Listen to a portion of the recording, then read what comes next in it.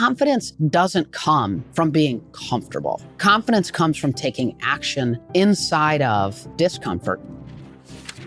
I actually think burnout is really a result of doing too much of the things that don't align with what matters most to you, that don't align with your purpose. I don't think burnout is a result of working too much. I think it's working on the things that don't matter to you. So we can keep burnout at bay because we're pursuing something that is deeply critical to what matters to us.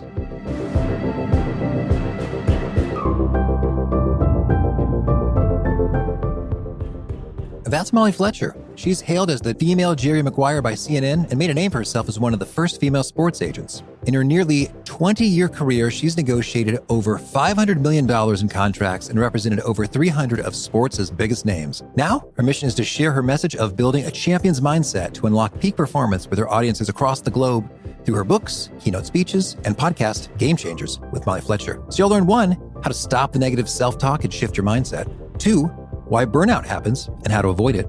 And 3, practical steps to build lasting resilience. And if you'd like a summary write-up of these actionable takeaways, I recommend you sign up for our free email newsletter called The Gold Nuggets at awesomeatyourjob.com. I'm Pete Mikitis. This is How to Be Awesome at Your Job. And now, here's Molly. Molly, welcome back. It's awesome to be back with you, Pete. Well, so we're talking about your book, Dynamic Drive, which sounds like something I'd sure love to have more of. Could you kick us off with maybe a super inspiring story of someone who was struggling, but then made the switch and saw that sustainable success on the other side? Yeah, Pete, that's awesome. Well, I think fundamentally, I'd frame it with the fact that as an agent for almost 20 years as a sports agent, what's so fascinating is that the fans see with sports all these moments of achievement, right? Like the fans see the trophies and the accolades and the big contracts and these pivotal peak moments of achievement. But for me, what I saw every day, all day, day in and day out for literally 2 decades is everything in between the moment of achievement, everything that got them there, who they became in that pursuit, and what happened after the achievement and who did it again and again and why and how. And so they operated differently. And that is in part what Dynamic Drive is this pursuit of better every single day. And I unpack 7 principles that are critical to living that way, in many ways, parking complacency to the side forever. And so it's this focus not on a moment in time or an achievement, which is really the traditional definition of drive, this linear pursuit of an outcome. Dynamic Drive is this continuous pursuit of better in a way that's sustainable and anchored in purpose. Well, yeah, that sounds like it'd fire me up. Sure. So can we hear about someone who kind of lost the path, but then got back in the groove? Well, absolutely. I mean, I think that is in part my mission, is to help people recognize when they could be sliding into complacency and don't really recognize it. And I think there's a big, I talk about that. There's a big difference between contentment, which is totally a great thing to have your toes in the sand with a book in your hand on a beach and be content.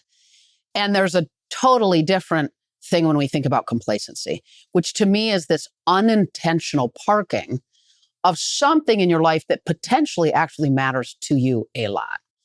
And so I tell a story actually in the book about a gentleman that I really walked through something that I think is probably really helpful for your listeners, which is an alignment audit, which is an opportunity to pull back and say, what are the things in my life that really, really matter to me? What are my most important people, things, behaviors, beliefs that matter to me deeply? Physically, mentally, emotionally, relationally, spiritually, write all those down and then rate yourself on a scale of 1 to 10 on the amount of time, attention, and energy you're giving those things that you've identified matter to you a ton. And so I unpack a story in the book to your question of a gentleman by the name of Dave. And what he realized in doing that was, gosh, I got a gap. I mean, I say that my son is A1 and just such an important part of my life, but I miss every one of his games and I go hunting every weekend, I say that it matters, but he rated himself a 5. And so that was a gap. And I think we can all recognize the roles that we play in our life wife, mother, sister, daughter, neighbor, parishioner, community member, leader. I mean, there's a myriad of roles we play in our life. And I think we've got to recognize, how do I show up as the best version of myself in those roles and be remarkably intentional about living into that in service of really leading the life and leaving the legacy that we want to leave in alignment with the things that really matter to us. And, there's so many moments in my own life where I was pursuing this thing that I was told, candidly, as a wife and a mother, when we had 3 kids in 12 months, Pete, which is sort of hard. It's a little crazy, right? I mean, we had one and then we had twins. And everybody was like, Molly, like, you can balance all this. It was the peak of my career, 300 athletes and coaches, a team of agents, like, you can balance all this. And so that was what I was trying to do, was I was trying to balance all of these things, which was a lot of things.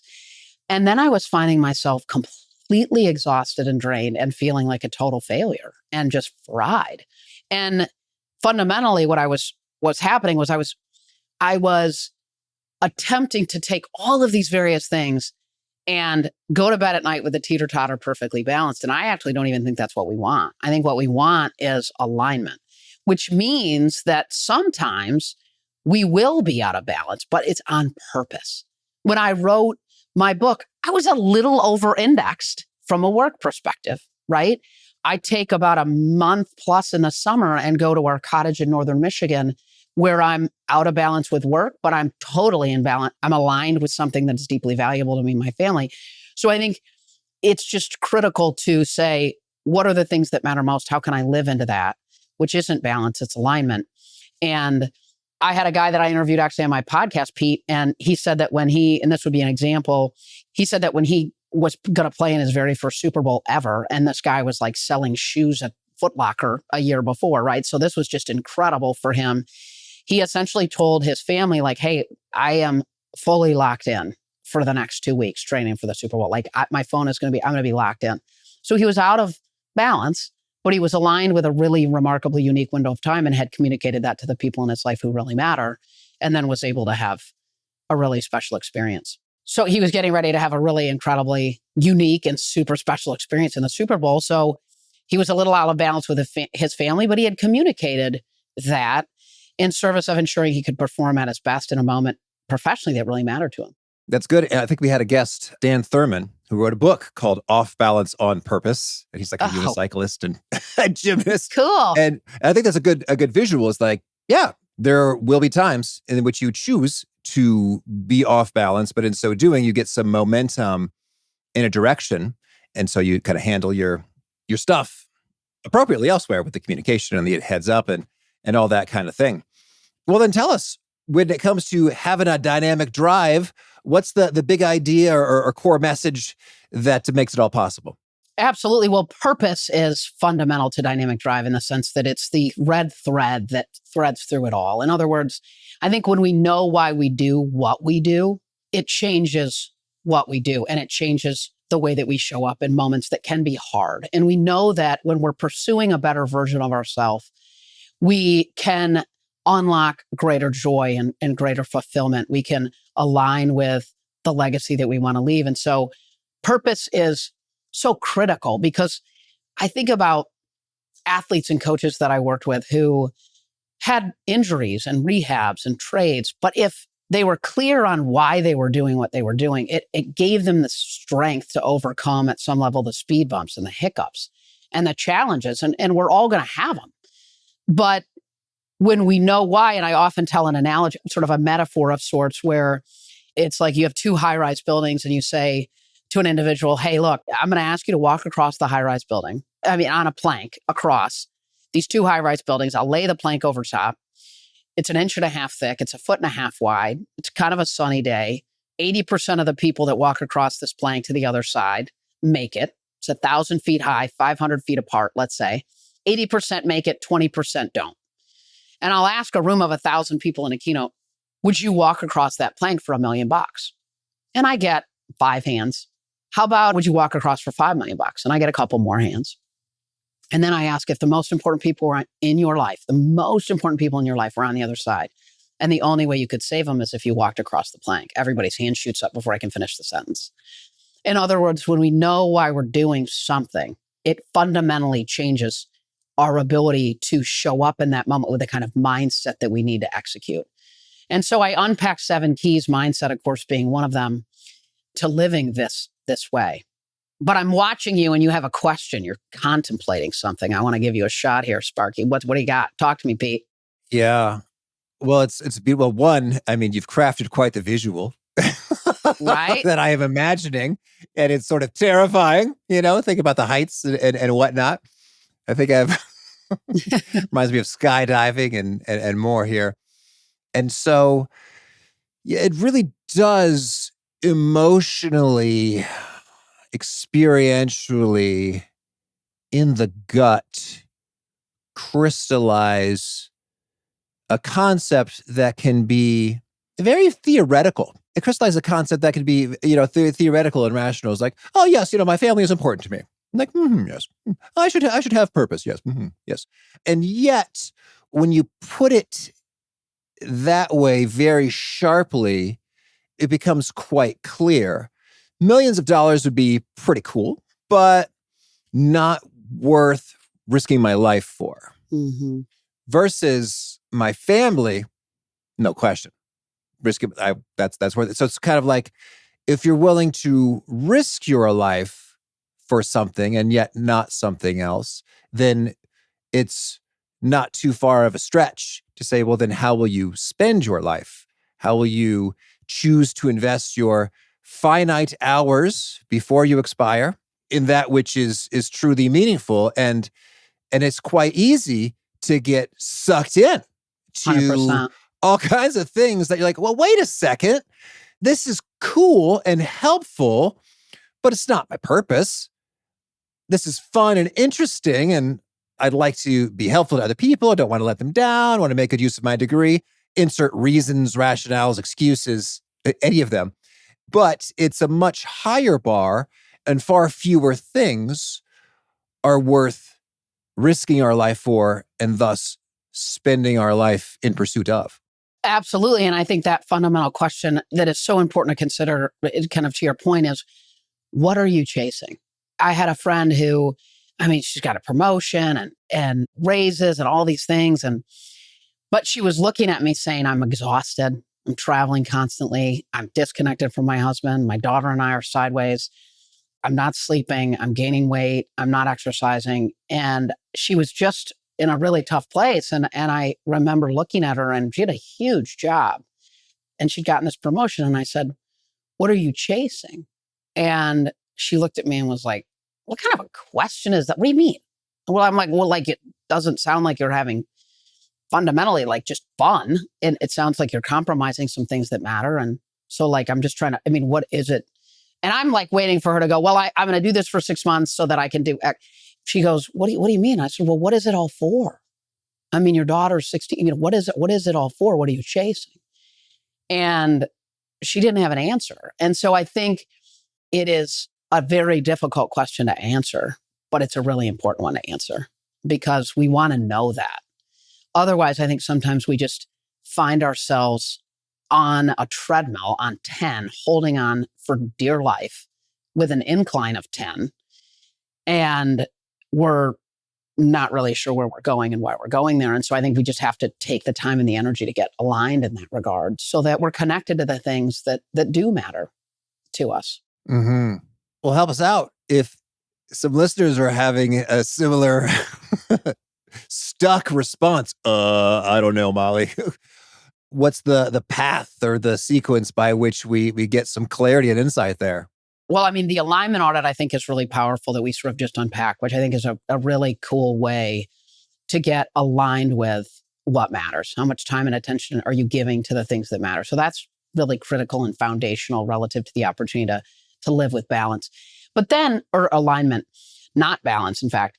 But then, I unpack 7 principles in dynamic drive, and one is mindset, right? So oftentimes we have what I call an inner critic that we want to turn into an inner coach. So we think about in our lives the way that maybe an inner critic might talk to us, which is, you can't, why me? I'm not good enough. I'm not this enough. And we have these automatic thoughts to the tune of almost 80,000 a day. And some of them are that inner critic. And so what we want to do is first recognize the things, the scripts, the self-talk that are not taking us where we want to go, that are keeping us a little bit stuck. And then we want to shift that to truly a bit of an inner coach that's going to take us where we want to go. So I'll give you an example. Let's say you say that exercise is important to you, but the self-talk is, I just don't have time. I mean, how in the world am I supposed to take time to exercise or work out when, I've got this job and I've got emails and I'm married and I have kids and I've got dinner and I got all these things and I don't have time. I don't have time to work out. And fundamentally pulling back and saying, okay, well, what if I shifted that story to when I take time to work out, I feel better, I sleep better, I make better food choices, I show up better for the people in my life who matter most. I need to take the time every day to ensure that I protect that time and I exercise because I show up better for the people in my life that matter. And then when the inner critic comes in and that self-talk or that thing that might keep us stuck in this place, we shift to that better script. And I also encourage people to reinforce that new script. Maybe it's, something you write on your whiteboard in your office. Maybe it's a sticky note on your desk.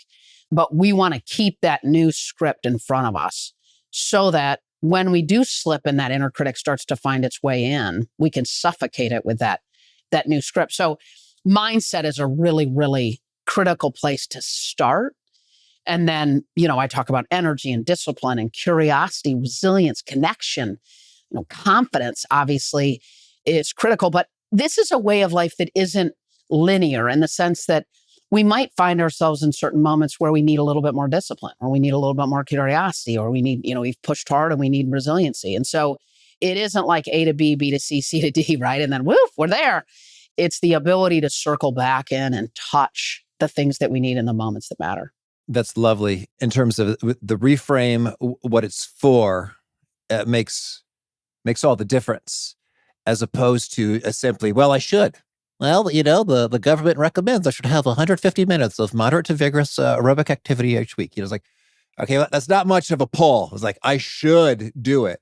Or, yes. Now that I'm 41 years old and married with children, trying to have a hot bod is not really a motivator the way it was as a youth in the dating market with competitors that I had to best in the pursuit of the lady. So yeah, that makes a world of difference is getting clear on the underlying purpose or benefit, which serves as antidote, a counter response to the inner critic and head trash going on. And I think oftentimes people talk about burnout so much today. I actually think burnout is really a result of doing too much of the things that don't align with what matters most to you. Yeah. That don't align with your purpose. I don't think burnout is a result of working too much. I think it's working on the things that don't matter to you. And so I also think we can keep burnout at bay because we're pursuing something that is deeply critical to what matters to us relative to who and how we want to be and do whatever it is that we do in our life. Yes. So I'm curious then, if we find ourselves in a spot where, let's just say with jobs, like, that's ringing a bell, Molly. I am feeling a touch of burnout, and it's because I don't actually deep down care much about what I'm doing. Mm-hmm. It's a job. It pays bills. That's handy. Would be cool to do some other things, but I don't know. How do we start to work with that? Yeah, for sure. Well, I think we also have to recognize that not everybody's work is going to also be their purpose. Is it ideal and optimal? Absolutely. But the purpose might be that we have to shift our mindset to one that then allows us to make the life for our children a little bit better than ours was, or it gives us an opportunity to do X or Y. So we want to take the time to, certainly if we can do the work that we believe is our life's mission, that is absolutely ideal. No question about it. And I think what I would push somebody that's in that place to recognize is maybe there's an opportunity to understand beyond the paycheck and beyond the check clearing and beyond the money, what in fact is underneath all that is making an impact in a way that's deep and real and substantive. I spoke at an event for a payments company, a financial payments company. And it was interesting. The leader really pushed, you would say, well, I didn't wake up and all my life while I was dying to run payroll, right, for people. And she really pushed people to understand that, look, we execute against the payroll of, just an enormous amount of individuals in the world. And that then in turn creates meals and family dinners and people sitting around a table. And so, look, is that a stretch? Maybe, but maybe that's a way to reframe it in service of saying, you know what, this isn't really about payroll. This is about something bigger and deeper than that. So, and then I think we have to have the courage to recognize that maybe that our legacy, the thing we want on our tombstone, isn't directly aligned with what we do day in and day out, but it feeds the thing that is in fact maybe more deeply threaded relative to our purpose. And I would encourage people to recognize the power of saying, I think oftentimes people will say, we'll hear, I don't have a choice, right? Like, I don't have a choice. I think that we actually have more choices than sometimes we really want to face. And I think we have to have the courage to really go, do I not really? Maybe there is something that I could change. Maybe there is something that could pivot that would allow me to align my purpose more directly to the work that I'm doing, and in service of me feeling like I'm living into that more deeply. And I think taking the time to explore the fact that we have a fair amount of control on where we put our energy, more so than I think sometimes we can admit to. And it's hard. It doesn't mean it's easy, but we have to, at some level, have the courage to ask ourselves some difficult questions that could help us create that alignment. And I think we also have to have people around us that have no agenda, but to help us be the best version of ourselves, that can help us unpack maybe where there's gaps and opportunities for us to step into our purpose. Yeah, that's cool. And I'm curious then, you've got 7 keys to unlock our dynamic drive: mindset, energy, discipline, curiosity, resilience, connection, confidence. That's a lot for an interview. But when we talk about mindset here, it boils down to a set of beliefs kind of shaping how we see the world and ourselves in it. Are there any just phenomenal core beliefs that just make a world of difference in terms of having that drive? I think it's recognizing that talent alone and isn't enough to sustain high performance, to even potentially get to the best version of ourselves. Like, to me, talent is a fantastic thing, and we all have God-given talents. But for me, I can tell you as an agent, there was a lot of athletes and coaches that had a lot of talent, but they didn't get there or stay there because talent isn't enough. So, we need talent plus curiosity, plus discipline, plus mindset, plus energy. I think that they fundamentally recognize that it isn't about a finite moment in time, that it's an inside-out pursuit of better, not an outside-in pursuit. In other words, it's not about pursuing an outcome. It's about who we're becoming from the inside out. And it's not over-indexing on a focus on an outcome or a moment in time, but rather on who we're becoming in that pursuit of that outcome of better. Okay. I'm curious then, does that translate into some mantras, some convictions or affirmations or things that we return to if we're feeling some drift away from these bedrock beliefs? Absolutely. I think, when we think about that, I appreciate that question. One is, it's where some people might see an obstacle. If you're living into dynamic drive, you see opportunity. You see what's possible. I tell a story in the book about a baseball player I represented who went from a starter in the big leagues to a closer, then back to a starter, all-star Hall of Famer. Now, in that moment, when the world thought he's insane. What is he doing? He's too old. He can't do this. And everybody thought it was a gigantic obstacle. He saw it as an opportunity. So it was a shift. So we're walking into a meeting. We're walking into a conversation where we're stepping into some change. We're stepping into a challenge that most people, and traditionally we might think is a complete and total obstacle.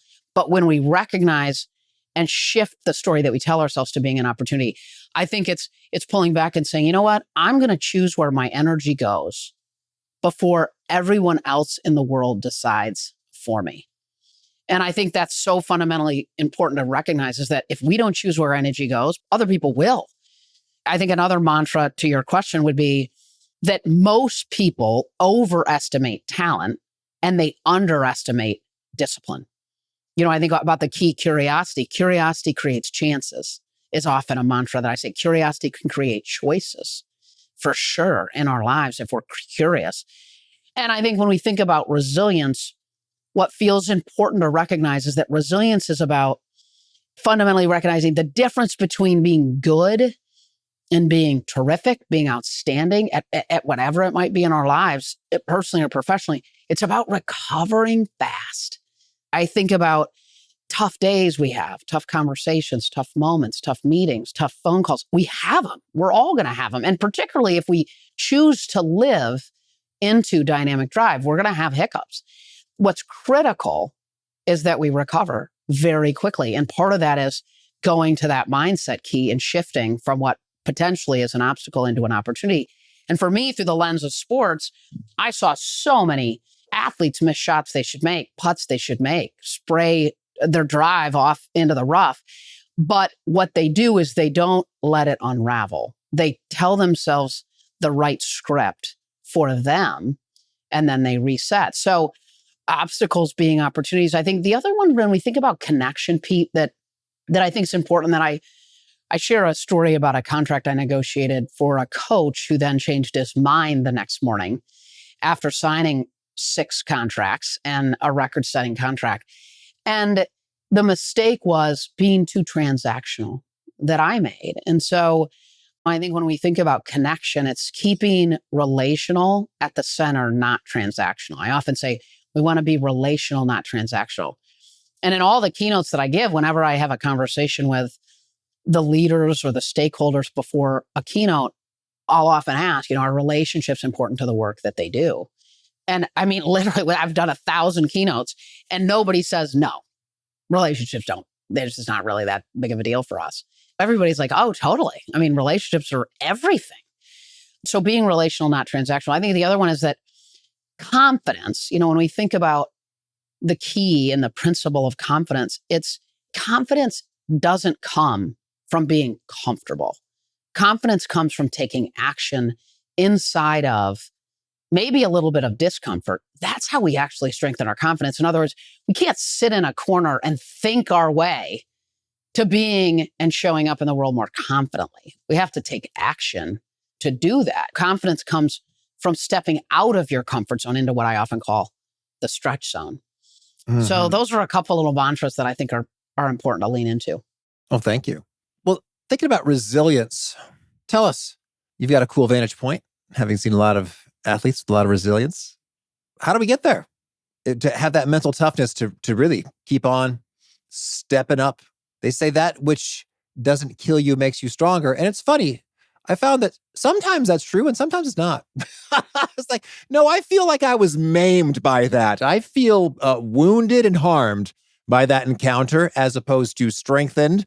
So what makes the difference, and how could we indeed get back up stronger? I would argue that it's not even about getting back to the watermark of where we potentially were, but actually better because of maybe that hiccup, that moment in which we needed to, wipe off our knees. I think what's important is, number one, as leaders potentially who are listening, or parents, we often want to catch people before they fall and sort of save them from that. But we need these moments where everything doesn't always work out perfectly and we quote unquote fail. But that builds our resilience muscle and gives us the confidence to keep pushing and stepping back into moments that are a little bit of a stretch. And I think we live in a world, particularly as a parent, where we sort of kind of shield our children from the falling and the skinning of the knees. And I think that they need to do that. And obviously, I mean, if they're running out in front, there's obvious moments when we want to stop somebody from something. But there's also moments where, you know what, let's let that hiccup happen. And let me be right there as a parent beside them to help them navigate out of it. Or as a leader, allowing somebody to have a little bit of a hiccup potentially in service of helping them strengthen and recover from that moment and show back up better.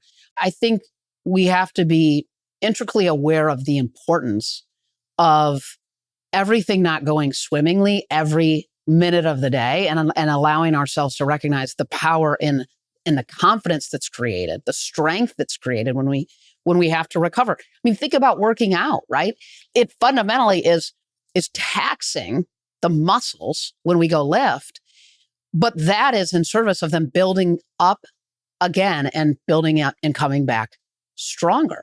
So there is so many opportunities in our lives when we can step into that moment, ask that question in the meeting, right? Like push people often will ask me, because I've negotiated so much, like, how do I get better? Reps.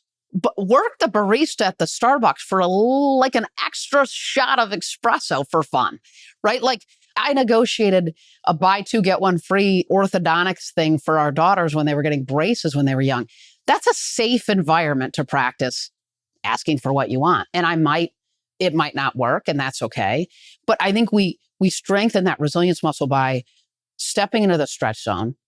Sometimes it works, sometimes it doesn't. We want to try to do it in as many safe moments as we can, but we want to recognize that what happens as a result of that is we strengthen that muscle and we can come back maybe just a little bit stronger the next time and the next time and the next time.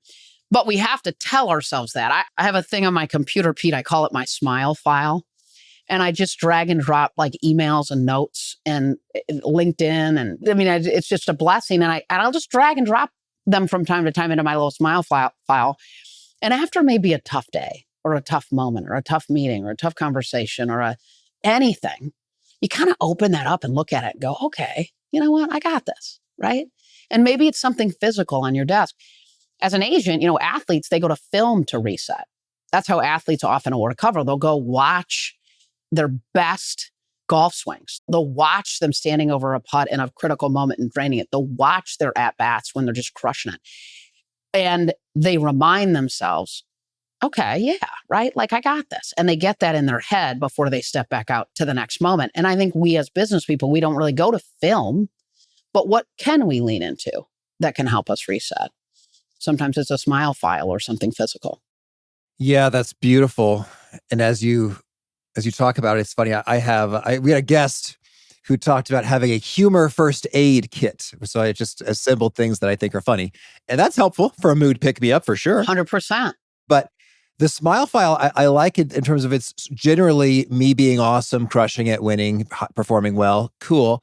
And then I'm thinking, maybe I'm overthinking it, Molly, but I think it could be quite powerful to have sort of subfolders in your smile file associated with kind of wherever the self-doubt is cropping up. It's like, oh, I'm no good at sales. It's like, yeah, I seem like I'm always blowing the meeting when I finally get it. So, or whatever it is, like I'm not good at speaking. I'm not creative. I'm a bad husband, sort of fill in the blanks. And then to have, it's like, well, let's time out. Let's review some film or smiles, or let's review some historical evidence. Yes, I had a disappointing outcome a moment ago. And let's just put that in the context of, oh yeah, there was that one time I closed that massive deal out of nowhere. Yeah. Oh, there's that one time I won over that person, et cetera, et cetera. That seems like that's sort of not just a humor first aid, but a first aid for any emotional, mental wound of confidence that's hitting you. 100%. I mean, I think that's great. I mean, I think to have those subcategories, I often will tell salespeople to pull back and think of what are your top 10, top 5 sort of rebuttals, right? Like pushbacks when you're selling, for example. Go attach a story to that aligns with how you've actually created a positive outcome for an existing client relative to what is often maybe a rebuttal or a pushback that you get, and build up that story bank of great stories that you can then lean into to help offset what is an often common rebuttal. To me, that can be really powerful too, is stories are such a powerful thing that we can use, whether even if it's externally as well. So we can preload those. And so when you said those subfolders, it made me think of the way that I often think about that from a sales perspective. That can be a powerful thing to do too. Yeah, that's good. That handling objections, like handling your own inner critic's objections to your worth or competence. Totally. Yes. Yeah. For sure. Big thanks to Molly for sharing her wisdom with us. Big thanks to our sponsors. Check them out. All right. Can you share a favorite quote? Something you find inspiring? When you ask for the business, you get advice. When you ask for advice, you get the business. Mm-hmm. And a favorite study or experiment or bit of research? There was a study I talk about this in Dynamic Drive. I want to say it was out of Princeton, but it was a really interesting study about the power of dopamine that it has on our pursuits. And so essentially it was recognizing the fact that when we acknowledge our effort along the way, that we actually drip dopamine that helps us continue to pursue it. And so it's just important that as we set goals, that we don't set them in isolation. And it proved it scientifically relative to the power of recognizing that, hey, I'm doing a good job. I'm on the right track. Things are tracking. Like, we're going to do this. We're going to get here. That actually drips a little bit of dopamine that helps keep us motivated, because motivation it wanes, right? So sometimes we can tap into that natural substance we all have inside of us.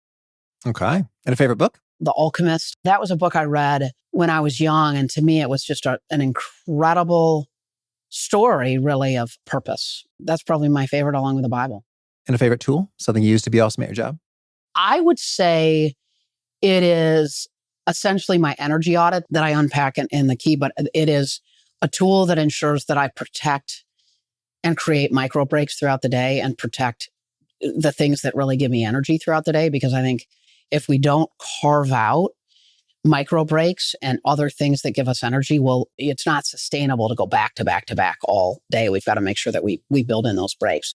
And a key nugget you share that really seems to connect and resonate with folks you hear quoted back to you often. Yeah, be where your feet are is something that I often say about being present. And people seem to really connect to that. Be where your feet are. And that we tell ourselves that when we need to really show up and be present. All right. And if folks want to learn more or get in touch, where would you point them? My podcast, Game Changers with Molly Fletcher, is awesome, or a place to start, or mollyfletcher.com. And do you have a final challenge or call to action for folks looking to be awesome at their jobs? To me, that would be I would say that's a really powerful call to action for people, is to do an alignment audit. Identify the things in your life that matter most.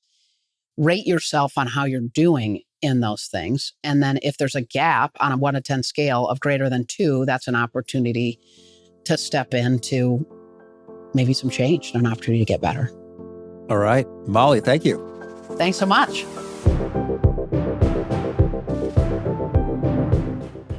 I love what Molly had to say about shifting your inner critic into an inner coach, to identify, okay, maybe there's something that needs to be addressed here, and then to do so in a positive, constructive fashion instead of just tearing yourself down. Great stuff from Molly. If you want to check out the show notes or the transcript or the links to items that we've referenced, please drop on by awesomeatyourjob.com/EP1046. Hope to catch you next time, and peace.